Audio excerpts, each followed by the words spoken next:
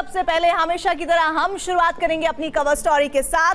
तो जिस वक्त ईरान पर हमले का खतरा बढ़ गया है, उस वक्त खामेनेई ने ट्रंप को रोकने के लिए अपनी किलर मशीन को एक्टिव कर दिया है। खामेनेई ने अमेरिका और इजराइल में अपने फिदायीन हमलावरों को सक्रिय किया है। ईरान के सुसाइड बॉम्बर के टारगेट पर न सिर्फ ट्रंप हैं बल्कि उनकी टीम भी है। खामेनेई ट्रंप की हत्या करवाना चाहते हैं। इस बात के सबूत तब मिले जब ट्रंप के घर में हथियारों से लैस एक हमलावर ने घुसने की कोशिश की। सवाल यही है कि क्या इस हमलावर को ईरानी इंटेलिजेंस ने भेजा था। शॉटगन और पेट्रोल लेकर एक शख्स ने ट्रंप के घर में घुसने की कोशिश की। सीक्रेट सर्विस को इसकी भनक लग गई और ट्रंप के घर में घुस रहे उस शख्स को सीक्रेट सर्विस ने गोली मार दी, जिससे मौके पर ही उसकी मौत हो गई।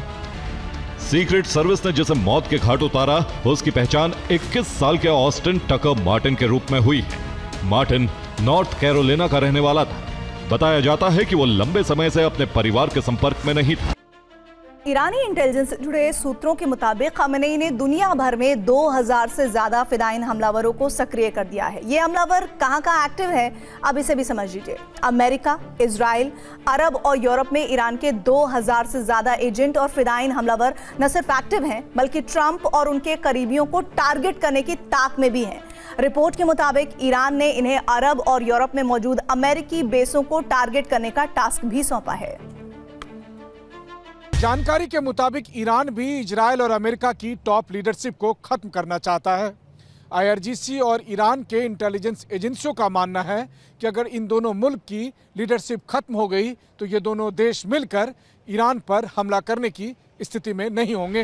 रिपोर्ट तो यह भी है कि ईरान के आत्मघाती हमलावर यूरोप में भी फैल चुके हैं, ताकि ट्रंप या उनकी टीम से जुड़े लोग अगर यूरोप में जाते हैं तो वो उन्हें टारगेट कर सके। ईरान के इसी खतरे को देखते हुए न सिर्फ ट्रंप बल्कि उनकी पूरी टीम की सुरक्षा बढ़ा दी गई है। ईरानी फिदायीन हमलावरों के टारगेट पर न सिर्फ ट्रंप है बल्कि अमेरिका के उपराष्ट्रपति JD वेंस, अमेरिका के विदेश मंत्री और कार्यकारी NSA मार्को रूबियो, अमेरिकी रक्षा मंत्री पीट हेग्सेथ, CIA चीफ जॉन रेडक्लिफ और ट्रंप के दामाद जेरेड कुशनर भी। ईरान के मर्डर मिशन को लेकर दो थ्योरी सामने आ रही हैं। एक थ्योरी के मुताबिक युद्ध से पहले ही ईरान ट्रंप को रास्ते से हटाना चाहता है, तो दूसरी थ्योरी इस बात का दावा कर रही है कि ईरान फिदायीन ट्रंप की हत्या का प्रयास तब कर सकते हैं जब अमेरिका ईरान पर हमला करेगा। तो एक तरफ ईरान के प्रॉक्सी संगठन है और दूसरी तरफ खामेनेई के फिदायीन हमलावरों की टोली। ट्रंप के सामने यही दो सबसे बड़ी चुनौतियां हैं। ट्रंप और नेतन्याहू को ईरानी सेना से ज्यादा डर प्रॉक्सी संगठनों, ईरान के जासूसों और ईरान के फिदायीन हमलावरों से लग रहा है। सवाल यही है कि आखिर ऐसा क्या है कि दुनिया का सबसे ताकतवर देश इस चक्रव्यूह की काट नहीं ढूंढ पा रहा है। ईरानी सेना के chief of staff Abdul Rahim Mousavi ने कहा है कि ईरानी सेना दुश्मन को परास्त करने के लिए तैयार है। ईरानी राष्ट्रपति मसूद पेजेशकियान ने कहा है कि ईरान ट्रंप के दबाव के सामने नहीं झुकेगा। ईरान के विदेश मंत्री अब्बास अरागची ने ऐलान किया है कि सरेंडर शब्द ईरान की डिक्शनरी में नहीं है।